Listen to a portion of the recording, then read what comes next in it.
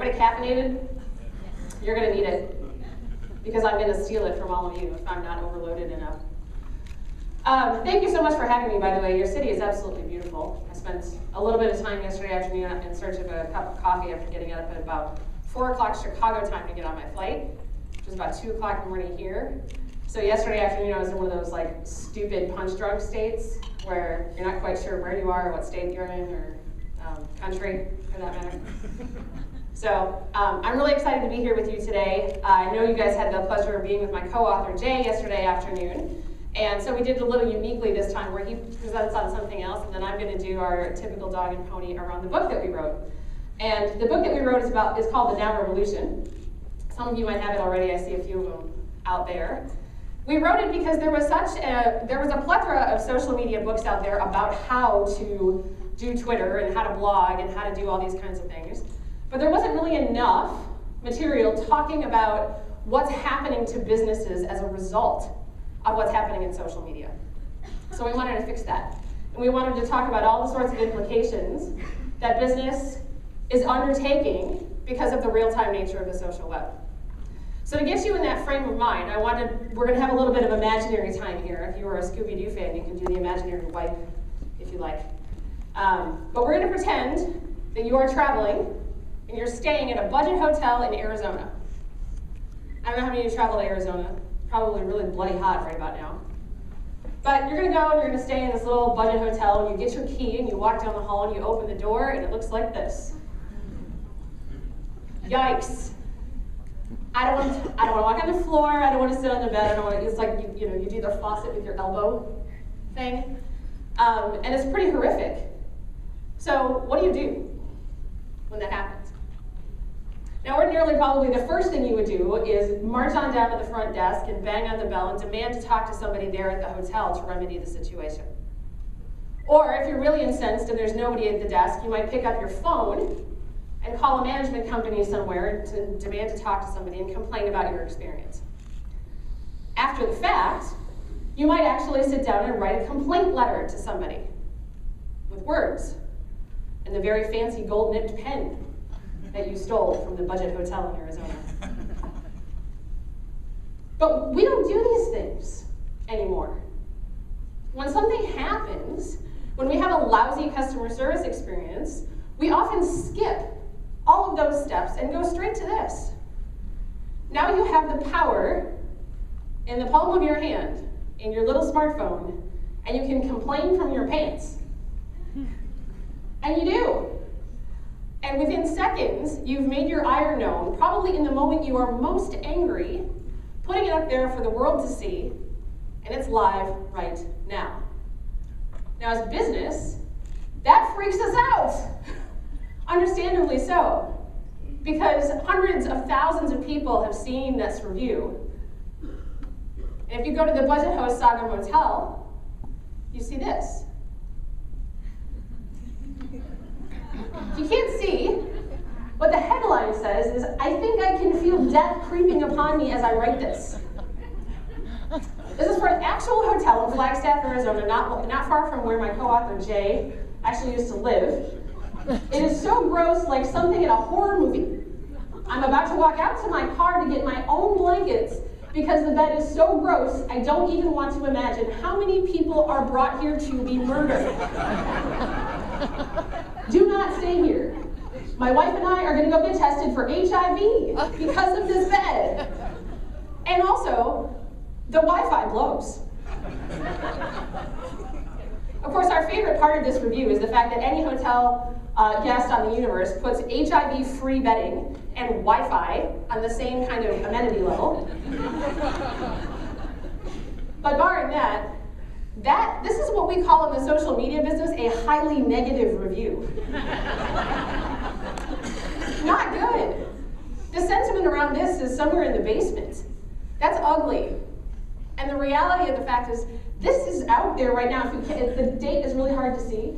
That was actually left on February 16th, 2010. And the Budget Host Saga Motel has yet to respond. So if you're booking a hotel in Flagstaff, Arizona, my money's on the fact that you're not going to book there. Because it's a pretty bold move, right? Well, you know, the HIV betting thing is one thing, but, you know, free breakfast? I don't think so. So potentially, once this review's gone live, there's hundreds, if not thousands of people that are seeing this immediately. And those hundreds of thousands of people are not only seeing it, but they're seeing the lack of response on behalf of the company that was posted about. So potentially, it's doing serious and repetitive damage to their brand and business the longer it stays out there. But this is the reality of the real-time web. This is what's happening all around us right now. The people that you work with in your business, all of your customers are now instantly reporters, right? Not necessarily journalists, but they are reporters. They are people capable of observing situations, putting them in their own words, and reporting them to the world at large in a blink of an eye. And that has a whole lot of challenges for us in business. Actually, 4 distinct ones to start with. The first one is verification. So who is this Sean guy with all of his numbers that reminds me of his AOL screen name? We don't even know who he is. We've got no last name. We've got no location. We've got no verification capabilities to know whether, when, or if he stayed at the hotel. I mean, for all we know, he could be the super spy from the Super 6 motel across the street trying to sabotage us. You know, I mean, that stuff happens, right? You get your competitors on there saying nasty things. So we have no ability to really know who Sean is or where he came from. We also don't have the time to sit and scratch our heads about what to do about it, because that review is live right now. That commentary is happening immediately. So we don't have time to sit in a room and go, well, let's just give this a few days and let it die, or see if it dies. Or we'll think about it on Monday. Because this is happening now, 24/7, and we don't have the luxury of that. Which means we also don't have the luxury of calling a meeting to discuss it. Like, we can't get everybody in a room and say, well, we could do this, we could send the guy an envelope with an I'm sorry letter and send him a coupon. You know, we don't have that kind of time and the ability to sort of rally the troops around a common solution. And it's all happening in public. And man, that makes us uncomfortable. As a business owner, you look at that and go, everybody's seeing this. And that's what people fear the most about that sort of negativity in social media. Somebody sees that. Yes, they do. And that's just reality. We've actually kind of done this to ourselves in some ways. This is the scary part. It gets better, I promise. But we've kind of done this to ourselves because as consumers, we relish the power that social media gives us to stand at the same level as the companies and brands that we give our money to. We love the fact that we can punish or praise them in real time as they're watching and insist that they pay attention. We love the fact that armies of our voices are now on par with the largest of brands. It doesn't take 5 million people to make an impact. It can take a handful. We love that as individuals, and then we go to the office and freak out because we expect it to be different from the business standpoint. But it's not. We've created this ourselves, and businesses have a massive opportunity now to do the same thing. Because yes, you've got 140 characters to bitch at me as a company in Twitter, but I've got 140 characters to respond. And that's very possible. So we can react to this in a number of different ways, but our assertion is that we have to get faster in order to do that. We have to get smarter about how we do it. And then we have to do the quintessential part of this, which is to get more social. And somebody wrote a book about that, and I hear it's pretty good, most days. But I want to talk about the faster piece, because this is the one that first starts to trip everybody up. The constant pressure to be faster. And it's really nothing new, to be honest. I mean, our business has been getting exponentially faster over years and years and years, even in the technologies we're familiar with today. At one point, we did not all have a phone, much less a phone that went with us. So we had to get faster, both in terms of the phone that showed up on our desk, and then the phone that showed up in our pocket. And we had to get faster still, believe it or not, when the fax machine came along, which was a clear conspiracy on behalf of people who have mental illness on the fax thing, but Would you believe my mother's company still takes orders via fax? We had talks. But the fax machine, believe it or not, forced us to get faster because now there's this information coming through the phone on paper. You don't have to print anything, it just shows up at your door. We had to get faster. And everybody with a smartphone knows that the web and that email has forced us into a place where fast isn't even enough words. And what's the first thing you do? You get up in the morning and you check your phone. You've got it with you everywhere you go. It beeps, you look. It's like Pavlov. Ding.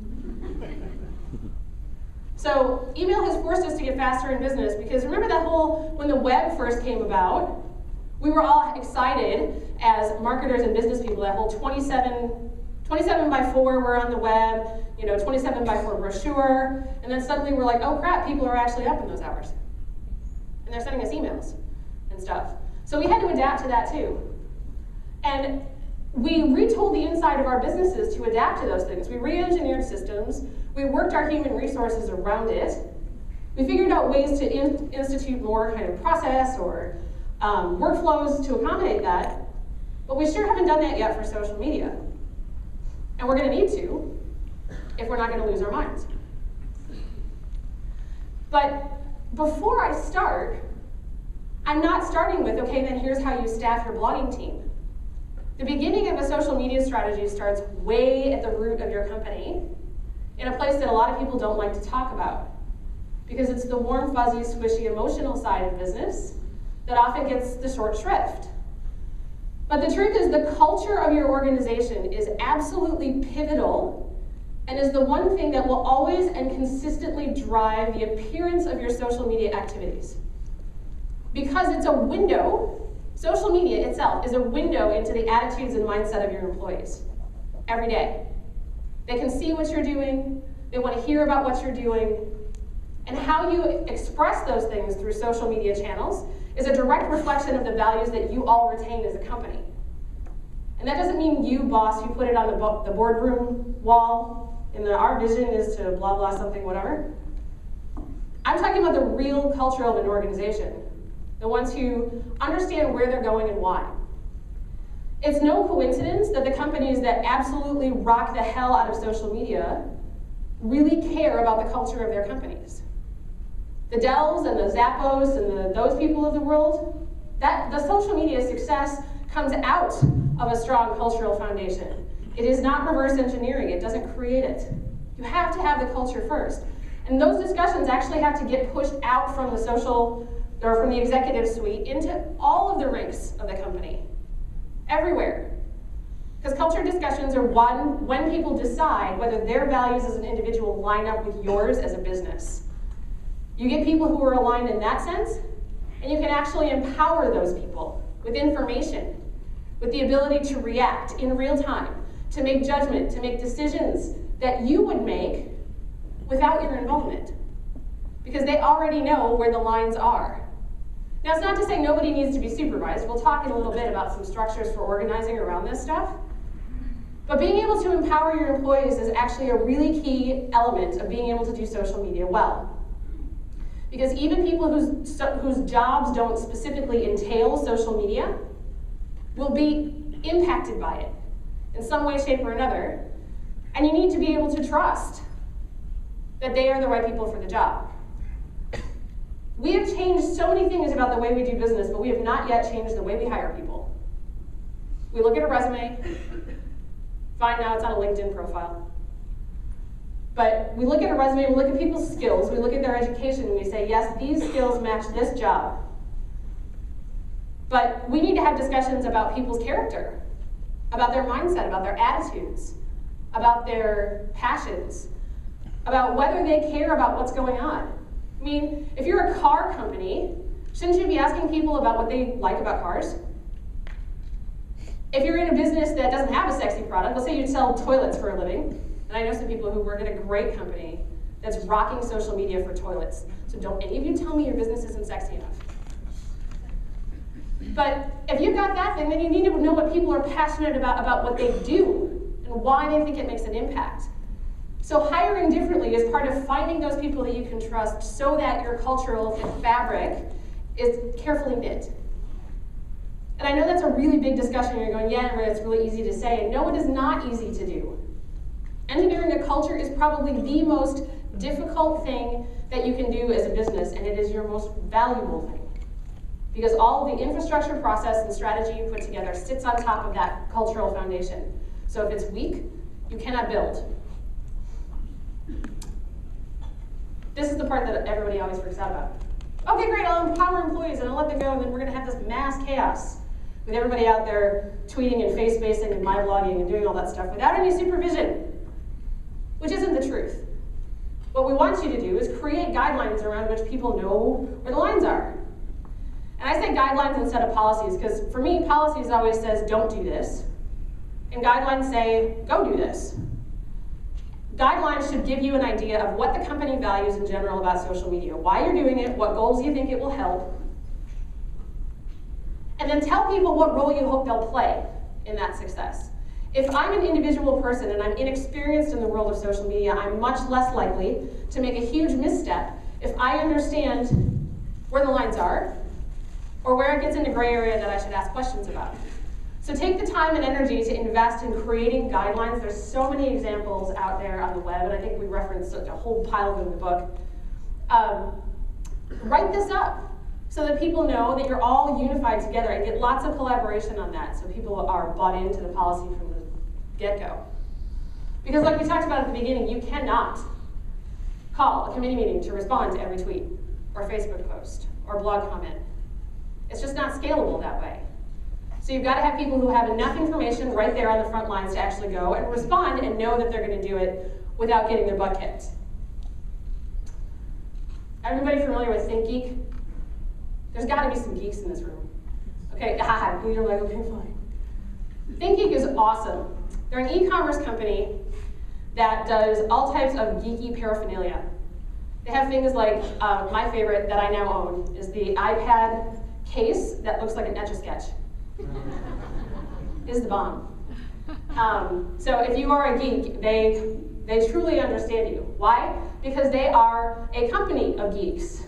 These people live, breathe, and think the geek lifestyle, if you can call it that. But they are geeks, truly, and it is embodied in every bit of communication that they exude. So if you watch their social media presence, when their community manager actually leaves and goes on vacation for a day, it's considered a huge privilege to actually stand up and fill in that spot to engage with their community.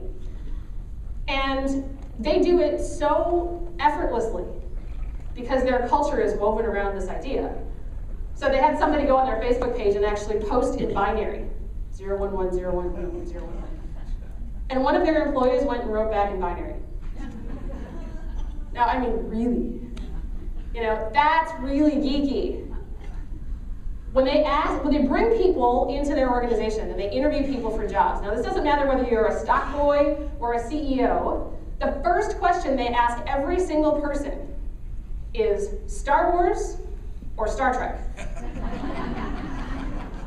All right, show our hands, Star Wars people. My brothers. Star Trek people. I will meet you by the bike racks. But the reason they ask that question, you get it? They want to know how much of a geek you really are. Because it doesn't matter what job you're taking over, you're sort of plugging into this overall culture that they are very protective of. And that they want to make sure that every single person in that organization operates with one head and one heart and makes those decisions in the ThinkGeek way. It's a really powerful concept, and it's a very simple concept, but it's not what a whole lot of companies do well. And what you can see in their social media presence is that you can feel the personality of that company come through in everything that they do. And they have raving fans. Talk about monetization. They have a Twitter feed called ThinkGeek Spam.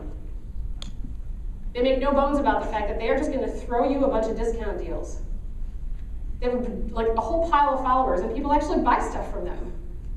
Why? Not because they stuck it up there and just let it go, but because it's complemented by all of these amazing other social media outposts that help them tap into that fan base to actually make money.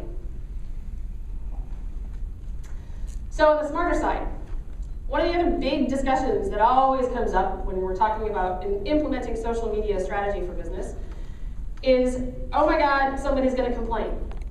Somebody's going to do what they did to the Budget Host Saga Motel, and they're going to put up a review. They're going to say something bad. They're going to knock me. And they very well might. But avoiding that is the equivalent of getting a phone call in your call center and saying, hello, Bob's business. Hi, Bob, I have a complaint. Click. It's like, what do you mean you only take positive calls? You only want to hear from people who have nice things to say and you're going to ignore the rest? It doesn't work that way. This is every bit as efficient channel for communication as the phone and email, but we somehow treat it attitudinally a little differently. Yeah, it's public, but there's a huge, awesome study done by eConsultancy a few weeks ago that companies who actually get out and respond to criticism online publicly in front of the community that saw the original incident, they actually lift their brand perception. Why? The person feels heard, even if their issue wasn't resolved. The audience looks at that and says, wow, what a responsive company. And the community at large has sort of this ambient feeling of goodwill because those people cared enough to pay attention. So dodging the social media bullet simply because you're worried that somebody's going to say something negative is actually shooting yourself in the foot. All of this information actually can work for you in amazing ways. Because similar to the example we started with, we don't often take our complaints straight to the door of the companies that we are working with anymore.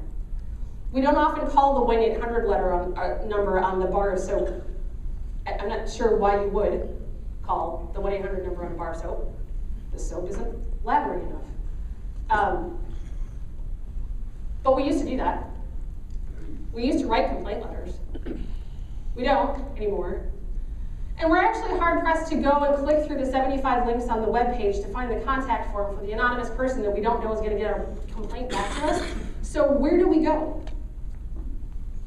Twitter? Facebook? We write a blog post? We might have gone and complained at the local Tupperware party and 50 people would hear that, and now we write a blog post about something that sucks and thousands of people can see it. We've changed our mode of operation, which means that as businesses, that is a gold mine. Because we can see things that are happening that are disjointed, that are broken in our business before they ever get to our door. Because people aren't bringing them directly to us, they're talking to each other. They're sharing amongst their peers. Your competitors are talking to their customers, and their customers are complaining to them out in the open. Hi, opportunity. There's so much information in there about that can work positively for you if you are truly interested in improving the inefficiencies in your business. Yes, there's always somebody who's, the guy who didn't get his scone in the drive-thru is not exactly a customer service crisis, but it's something that probably needs to be addressed. Now, 10,000 people who lose their internet access all at one time, that's a problem. All that information, though, can work for you because now you've got this entire network of willing spies out there feeding you information that you didn't even know if you're looking. It's the ultimate canary in the coal mine about what's broken in your business. And if you really want to know, and you really want to fix those things, social media gives you an enormous amount of information, contextual, when people are in the frame of mind to give you raw, honest feedback. Things like surveys are great, but they're also filtered because people know they're being surveyed. There's a word for that, I can't remember what it is. Bias of some kind. But this is the ultimate way to know what's going on. You have a ton of information out there, and all you really need to do is listen for it. Now, by listening for it, when I say listen in social media, the first place most businesses go is anybody talking about us? Which is a good place to start. But it is only a starting place. Because to listen at scale, you actually need to put some thought and resource and structure around this. It's kind of becoming and emerging as the new layer of the call center. So whatever scale that's at in your organization, whether it's 2 people or 200 people, the social media listening post is becoming an integral part of that information. For those of you trying to frantically draw this, you can have these slides after this. So at the base level, you've got people that are doing basic brand monitoring, which says, is anybody talking about me? If so, what are they saying? Which is great. That's a super place to start, and you need to know that. But you want to get into the level where you're saying, what are people saying about me and my people and my products? Or are they? Is it good, bad, negative, indifferent? Are they talking about my industry? What matters to my customers beyond just their work with us?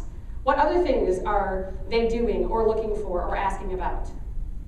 And then most importantly, what are our competitors doing? Are they kicking our butts? Are they leaving us all kinds of unmet opportunities for customers? There's a huge wealth of information out there, and if you set up searches correctly to find all this stuff, you'll have more information than you know what to do with, which is a good problem to have. So now that I've thrown this at you, I've thrown culture, I've thrown people, I've thrown listening for stuff. That's a lot of pieces. And what you don't want to be doing is just all sort of doing your own thing at your own time in different departments with different people and not talking to one another. You need some kind of structure in order to figure out how to make this work inside of your organization. Yeah?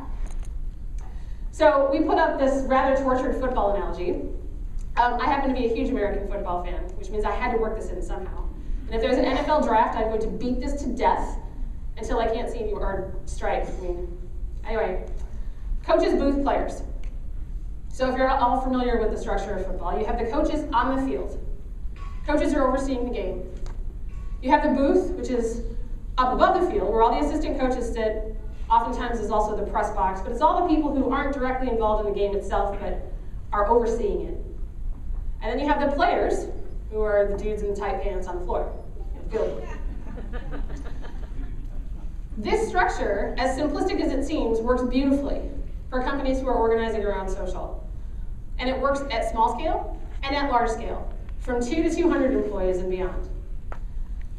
The way it works is this. The coaches are represented by people who own particular areas of a business, whether it's marketing, PR, IT, product development, research, finance, any of those places.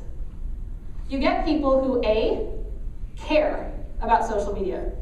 You want people to do this voluntarily. Because we're at such a nascent place right now where mandating people get involved in social media is not effective. They won't do it, and they won't do it well. So you want a volunteer contingent of people that sit at a managerial or director level. You can have some C-level executives, but frankly, at this level, you don't need them. You want them to bless the initiative, and they need to buy in, but they don't need to be actively involved, and I'll tell you why. Because the people at this level are the ones responsible for shaping the overall social media strategy. They're the ones who are going to write the policies and guidelines and get them approved and distributed. They're going to develop internal training programs around social media. And they're going to do that with this holistic perspective of all of these different business units at once. Then each of those coaches goes back to their teams of players, and they execute on that strategy specific to their business unit so that it ties into the overarching strategy above. The booth is the oversight, which are the people that are not directly involved in day-to-day social media strategy, but are ones that have to be bought in, informed, and involved in at least a tangential way. These are the people that we love to fear. HR, legal, finance to some degree, IT infrastructure people. They can be the booth that is one point on an information train so that they know what's going on and can have input into how it's executed, but they don't necessarily want to be involved in the day-to-day results. That type of organization, we've got companies that have one person in each of those roles that work fabulously. And in the book, you'll read about companies like Autodesk and Humana. Humana's got they call it their social media chamber of commerce, and they have 60 or 70 people that sit on that committee. Same with Autodesk. So they've got a large group of people that independently manage several moving social media strategies under one umbrella. And it works. They're all collectively accountable. They come up with measurement standards that they know they can all adhere to. And suddenly you've got this well-oiled machine that starts to work together. And to know, I touched a little bit on the metrics thing. To know whether that's working, we have to talk about the measurement thing. How many of you want to hide your heads under your books when we talk about measurement? Measurement's one of those, freaks people out topics in social media, but it's not really as ugly as it seems. The one thing to get around your head, though, is this.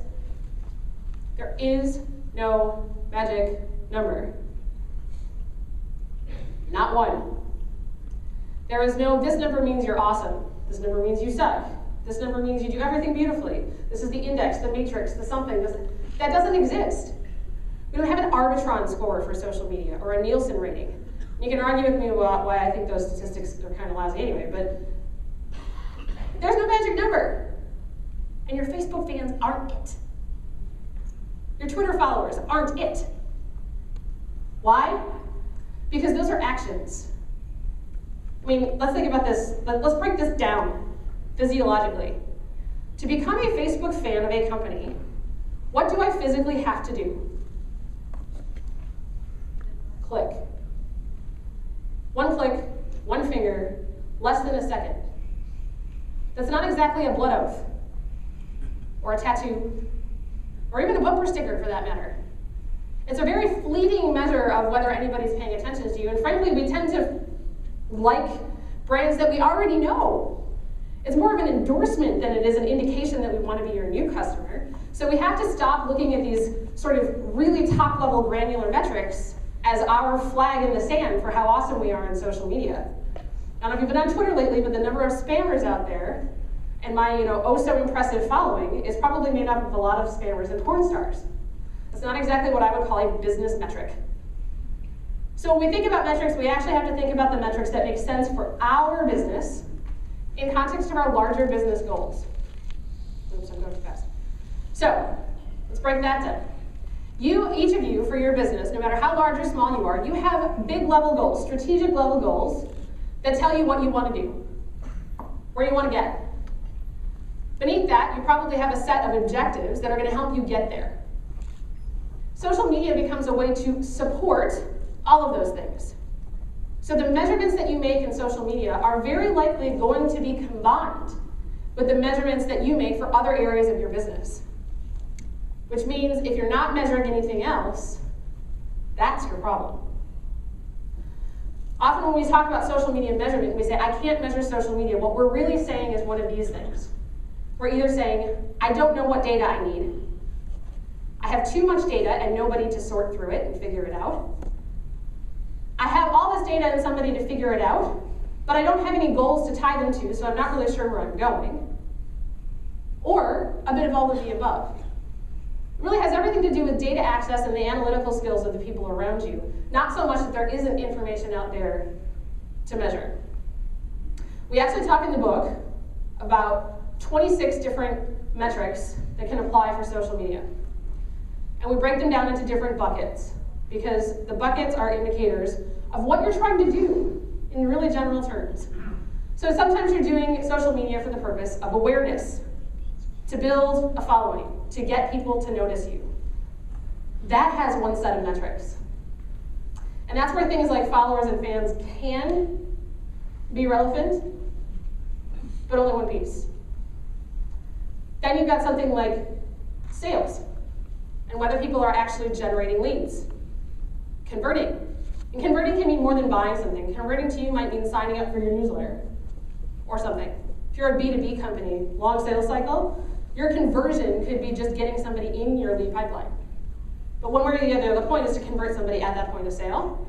And you have a whole different set of metrics that show whether you've done that. Probably combined with a little bit of your CRM data and a little bit of your web analytics and a little bit of social media. And then you have things like loyalty and retention, which we think is the most powerful use of social media. But that has a whole different set of metrics in and of itself. Because if you're measuring how strong those ties are to your company, then that's a little different than measuring whether anybody saw you in the first place.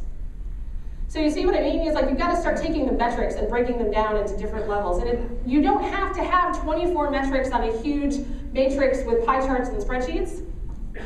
Pick 3. 3. Start with 3 metrics that you believe, to your best point of knowledge, can actually help you determine whether you're closer to your goals. If the metrics don't work, pick new ones. Measurement is not an exact science, and it doesn't have to be. It's one of those things that we get ourselves so rigid about, and it doesn't have to be that way. Pick a few things, try them for about 6 months, and if they don't work, try something different or adjust them. Eventually, you'll know whether you got the right metrics in place. The other thing you need to do is benchmark. If you want to be able to tell me how loyal your social media participation made your customers, you need to tell me how loyal they are to start with. And if you don't know how to measure that, you've got to benchmark that first before you can determine what impacts that down the road. Now, that being said, once you've actually got a scorecard for your measurement, by all means share it. We metrics people are so stingy. Especially in marketing, we hoard our marketing metrics like they were going to, give away government secrets. And seriously, we should be sharing these things far and wide across the company, at least across our teams. Because imagine that you were involved in playing this very important game in our tortured football analogy, and only the coach knew what the score was.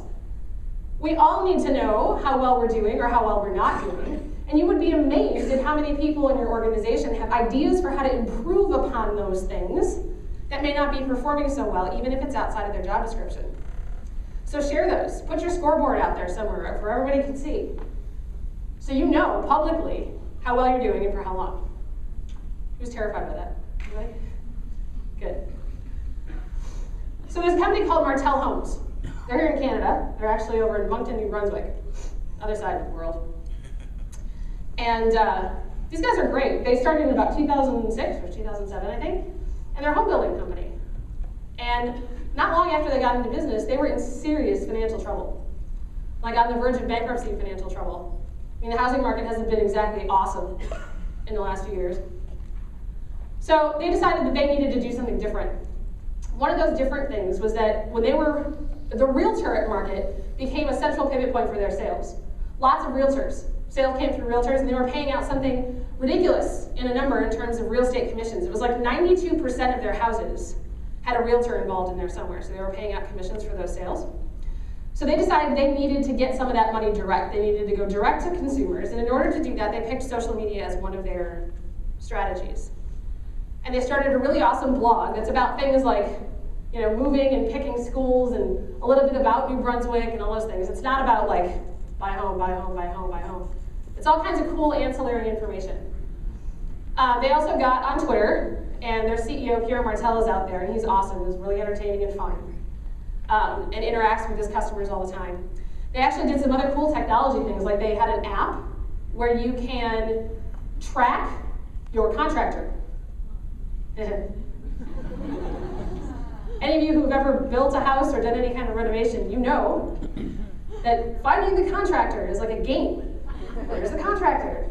And so now it's like, where's the contractor? Oh, he's at the bar. Hi, contractor. So it's pretty cool, I think. Yeah. Anyway, so all of those things combined, they sort of executed on this social media strategy, and they wanted to see what it did to all those numbers.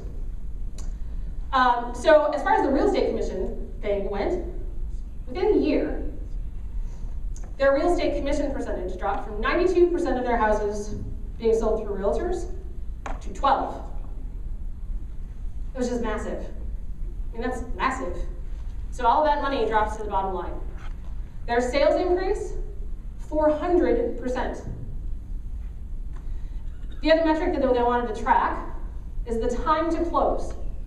Because buying a house is not exactly an ill-considered decision. It's something you sit and contemplate for a little while, if you do it well. Usually weeks, right? Especially if you're building a new home. It's not even like buying an existing one. Building a new home is a really big deal. So typically that decision-making process is pretty long. And they did all this stuff, and they watched all the numbers, and they knew that their average was, in the weeks range when they started. After engaging in social media for a couple of years and really investing on all this stuff, and mind you, they didn't have a whole lot of budget, so they weren't really investing in a whole lot of other places. It's not like they were doing a lot of mainstream marketing or advertising or things like that. They just didn't have the money.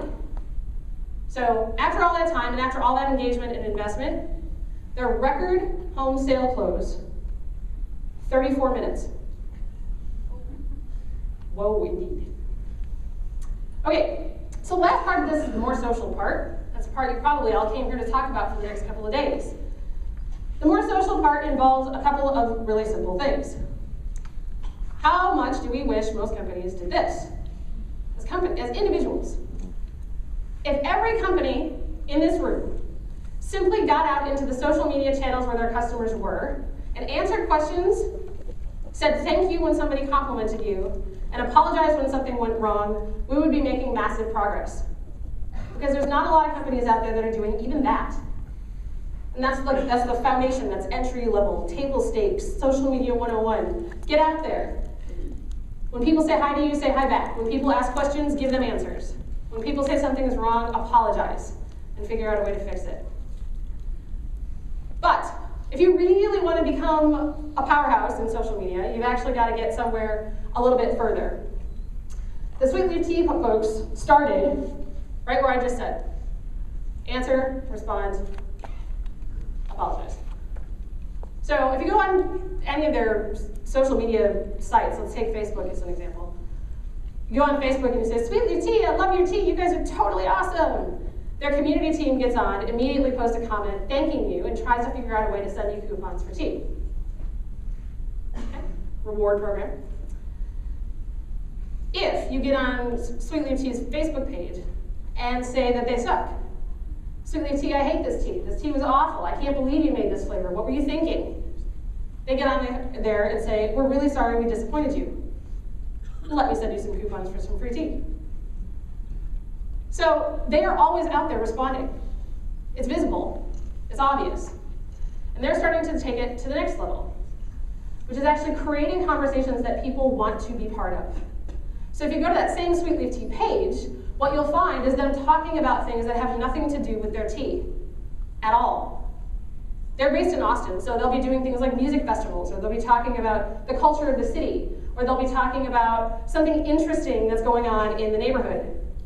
So they diversify that conversation so that people actually want to be there when they're not talking about tea. I mean, okay, so I'll tweet about tea once, but my life is far more complex than tea. Well, I hope, or I need a life. So we talk about this, the humanization highway. All the way on the left-hand side is ignoring that all this is going on, and I'm sure that each of us knows somebody who's still doing that, and that's okay. We'll come back and see them in a few years and see how they're doing.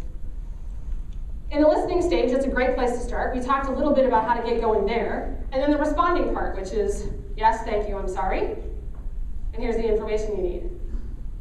But the real magic is at the very right of this, which is participating and storytelling. First of all, as a company, you can get out there and participate in conversations that are not directly tied to any of your marketing, promotional, or product initiatives. You can participate in an industry chat. You can get on a forum and have a discussion about new regulation coming in your industry that is going to impact you or your customers. You can get out there and tell stories about your employees, what they do, and where they came from. The storytelling piece on the right is probably the most underrated power that companies have. It's in that, slushy bucket again. It's culture, storytelling, it's all emotional, like girly stuff.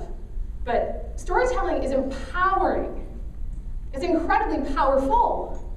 It's one of those things that separates the logo from the people behind it. And it's actually the thing that makes people stand up and go, oh, hey, company, you're really interesting because you have stories to tell. You have stories about your customers, you have stories about your employees, the history of your business, the town your business is in, the people that once helped build the building that your business is in. I mean, you want to sit down with me, I'll come up with 47 story ideas for you that have nothing to do with your products. And somehow we think in our social media world that all we should be doing is marketing our stuff. God help me, please market my stuff. But we have better ways to do that. Getting those around internally is a big part of it too. Sort of like the hoarding metrics thing, we hoard our stories. And the marketing people in the room, sorry, I'm a recovering marketer, so I'm going to pick on you guys for a minute. So the marketing people in the room, we were always the one that had to do the testimonials. But we don't talk to any customers. So we had to get this stuff filtered through a customer service representative or through our salespeople or through all those kinds of things. Why are we doing that? It's no wonder those testimonials come out sounding like the most wooden, scripted things we've ever created. So the stories that we have about our customers, our employees, are amazing. But we have to find ways to share them internally, because the people that are best able to tell them are not often the people that are first receiving them. So that's where social media inside your own walls can be actually a powerful catalyst for learning to do it well outside your company. We've heard the human thing, right? Human, be human. Well, hopefully, we all are. But we don't behave like humans because we tell those wooden testimonials that are full of key messages and bullet points and keywords, so our search engine optimization is up over the roof. But there's nothing interesting in them. And me as a customer, I want to talk to a company, and I don't want to like pick up the phone and go through a call tree and get some robot guy on the other end of the phone. I want to talk to Bob, or Jeff, or Susie. Because those people's stories are of interest to me, because now all of a sudden I can relate to them. I bet you can relate to this guy. Anybody not know who this is, like fresh out of prison or something? It's Jared from Subway. Now, you know Jared's story, right? Ate a bunch of Subway sandwiches, lost a bunch of weight. Everybody loves Jared. Jared's running marathons now, and whatever the hell else he's doing. Designing clothes. Isn't that what you do next? Anyway. So Jared is a really familiar face. And he's somebody that we can absolutely identify with. We love Jared because his story is encouraging, it's hopeful, it's all of those things. Before Jared, there was a campaign that Subway did called 6 Under 6. 6 sandwiches with 6 inches, 6 grams of fat or less. And see, it's not great, right? It's 600. But realistically, that campaign and the Jared campaign are exactly the same. Eat sandwiches, lose weight. But the Jared story works because it's Jared, because it's a guy that we know, that we can identify with, that has strengths and weaknesses and a family and a life outside eating Subway, I hope, and all those things that we can identify with. So we love that campaign, and our brand perception of Subway is different because we identify with this guy. Jared was a customer that was found by not the marketing department. I can't remember exactly where it came from. I think it was seriously like a dude at one of the franchise stores that knew about Jared as their customer and told the story to corporate and blah, blah, blah. So he was identified in the most unlikely of places in the organization, and this has become an iconic story. And I don't care what you do, you will be 75 years old in a nursing home playing bingo for bananas, and you will remember Jared.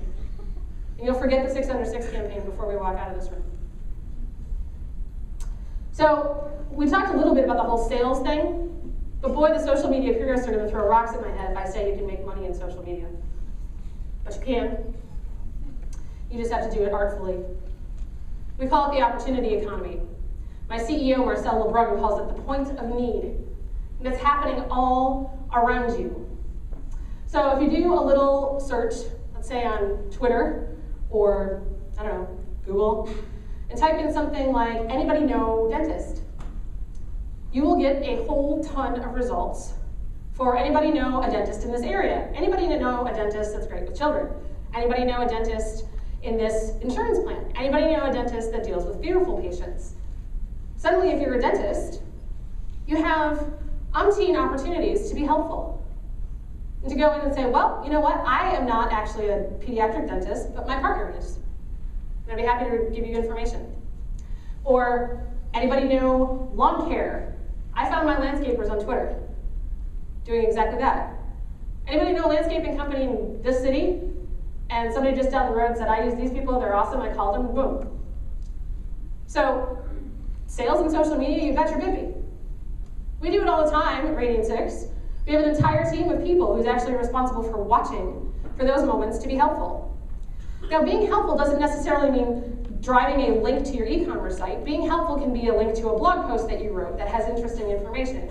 It can be information about how to sign up for a webinar or a seminar that you guys are doing that could be helpful to that person. So being helpful can still be self-beneficial, but it's got to be helpful because we all know who that guy is. And I won't make you be that guy, Chris, but you know, we all know who he is, what he looks like, and he's kind of like, hey, that guy, don't be that guy. Nobody likes that guy. Nobody buys stuff from that guy, and if they buy stuff from that guy, they tell other people that he's that guy. So don't be that guy. So Taylor Guitars did this absolutely beautifully. If you remember the Dave Carroll United Breaks Guitars video, which went like bananas on the internet, there's like 12 million and counting views. For those of you who don't know the story, shortly, Dave Carroll's a musician, got on an airplane with United Airlines, put his guitar in a case, checked it with the baggage, and they broke it. And then he tried to get their attention in several other ways. He called, he emailed, he did all that kind of stuff, and they basically told him to go pound sand. So he did what any good musician would do, and he wrote a song, and he put it on YouTube. And 12 million hits or something like that later, it went crazy, and United eventually did have to do something, because they just couldn't. That's a lot. But Taylor guitarists find an opportunity of their own. Turns out Dave Carroll is a Taylor guitarist, but even more so, Bob Taylor, the CEO of Taylor, got his little portable video camera, went down to the floor and shot a video. And he said, hey, all you guitar players out there, I want you to know that there are ways to check your guitar on a plane that are safer, and there's also ways that you don't have to check your guitar. So on our website, we've got this whole list of all the TSA guidelines and what it means for you as a musician. So next time you travel, read those and see if you can keep your guitar a little safer. But oh, by the way, if you happen to take your guitar on a plane and the worst happens and it gets broken, I want you to know that we fix more than just Taylor guitars. We'll fix anything. So if your guitar is broken, let us help you put it back to rights. Thanks. Short, sweet, normal. Bob Taylor's kind of a laid-back guy. They took that video and they posted it as a response to the video on YouTube. So now every person that watches the Dave Carroll video can also see the Taylor Guitars video. Pretty clever. But it was so helpful. It's useful information. It's the kind of information that people watching that video would very likely want to know. So it was contextual, it was relevant, it was timely, it was casual and friendly, it was in the right kind of tone of voice, and it was in the right medium. It was in the medium that the original offense originally occurred. And that was really good marketing. So to do all this, it's really important to remember one thing. Doing all of this together means that you have to have more time, more people, more money, more resources, more creativity for how you do what you do. Right now, social media is a job. It's usually a social media manager or a community manager or a set of all of those people. Eventually, it will become a skill. If you watch Mad Men, you know that we used to have rooms of poor people that we will put in a corner and make them type. Those were the typists. We wouldn't dream of that now because typing is something that we all need to do because it touches our jobs in one way or another. Social media eventually will touch everybody's job. Everybody may not always do social, but they will be impacted by social. It's going to be one of those things that just spiders throughout the entire organization. And we've got to equip people to be able to do that. So that means that even if somebody's job is not to participate in social media, they've got to be ready to react to what social media does. So I'm sure every one of you have done this trick, because I've done it. It's the whole, hey, does anybody know somebody at Radiant 6? I need a contact. And my friend will say to me, well, I don't know anybody in their sales department, but I know Jeff. And Jeff is their lawyer. I'll say, well, I'll take anything I can get, because I don't want to do the 1 for yes and 12 for English and 4 for whatever. So I pick up the phone and I call Jeff. Suddenly now Jeff is your first point of contact in marketing. Holy wow. Jeff didn't see that coming, but that's what social media does, because social media gives us information, and sometimes it's raw and unfiltered, and sometimes it's a little bit tangential. So we've got to really equip everybody in our business to be that unofficial marketing army when the duty calls. We talk all the time that customer service is everybody's job, and that sales is everybody's job. Social media will become everybody's job. If they don't have to participate in it, they at least need to understand its implications and how it touches their role. Why that works really well, and like in the Jeff example, is that our personal individual networks as employees are thousands of times, orders of magnitude more powerful than your company Facebook page or Twitter handle will ever be. Because our networks are vast and overlapping, and they're incredibly complex, and it's the degrees of separation, who you know knows who. It's a massive network of people. And if you only rely on your corporate presence as the way that you can reach people, you're nuts. Because only a certain percentage of people are ever going to want to connect with a logo or an official company presence. They'd much rather know the people that work with you, and they'd rather work through those networks of humans that they know, trust, and like. So, taking advantage of that means in putting the hands of your employees in front of all of the social media stuff that you're doing and allowing them to engage with the people that you value in your business, your customers, your partners, your vendors, because they will do it better than your corporate presence ever could, which I know scares some people. So what does all this really mean? In business, when we feel massive seismic shifts like the one we're feeling right now, there are changes of protocol, which means changes in the way that we do things, our processes, our organizations. And then there's changes of paradigm, which is the way we see things and the perspective that we take on why we do what we do. The now revolution is both. It really is. It's a combination of changing our perspective entirely and then having to re-engineer the way that we work as a result, because our customers are demanding it. If you don't feel it, I can tell you that I feel it.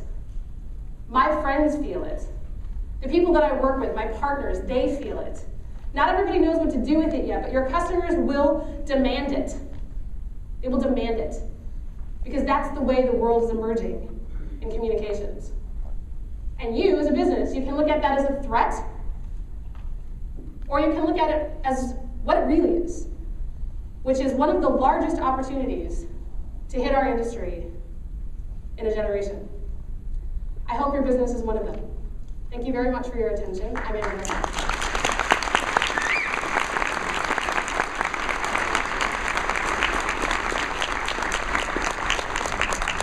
Do you want any questions?